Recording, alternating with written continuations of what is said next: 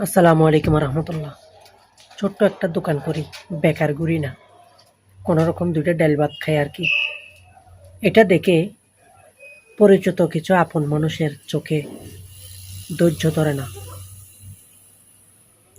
অনেক সময় দেখা যায় রাইতে 2টা বাজেও কল দেয়, আমার মোবাইলে রিচার্জ শেষ হয়ে গেছে, একটু রিচার্জ দাও। রিচার্জটা দিলে তারে আর চোখে দেখা যায় না। তাই আমার চেয়ে বড় কাঙ্গালি হয়ে গেছে তখন, যখন আমার রিচার্জটা পেয়ে গেছে।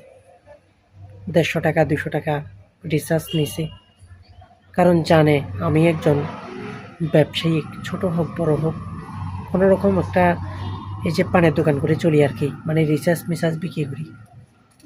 তাহলে আমার কিছু এই যে ওগুলো হচ্ছে বহু বান্ধব, মানে ওরও কিন্তু কাজ করে, ওরও কিন্তু চাকরি করে, ওরও কিন্তু ব্যবসা করে, কিন্তু আমি কেন সাফল্যের মুখে দাঁড়ালাম, আমি কেন একটা দোকান দিলাম? এটা আমাদের এই যে পরিচিত জনের সহ্য হয় না। তো এরকম করে আমার থেকে বিভিন্ন কারণে বেকারণে টাকা নিয়ে তারা আটকাই রাখে, কেন জানি না। আসলে কি তারা আমার যে সাফল্য, আমি একটা ব্যবসা করি, আমি একদিন এই ব্যবসা থেকে আমি খেতে পারবো, এই ব্যবসা দিয়ে আমি চলতে পারবো, এটা কি এদের চোখে সহ্য হবে না বুঝি?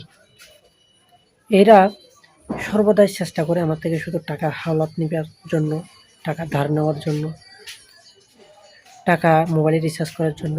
হ্যাঁ, এরা সব সময় শুধু আমার, আমি দেখলাম আমার অশুভটাই চাই, শুভটা ওরা চায় না। আসলে মানুষ কেন এরকম নিষ্ঠুর হয় জানি না।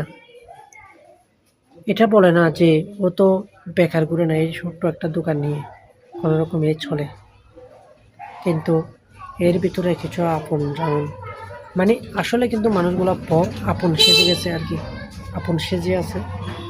মানুষগুলাকে আপন বললে হবে না, এগুলা পরে ওরা, ওদের চোখে সহ্য হয় না।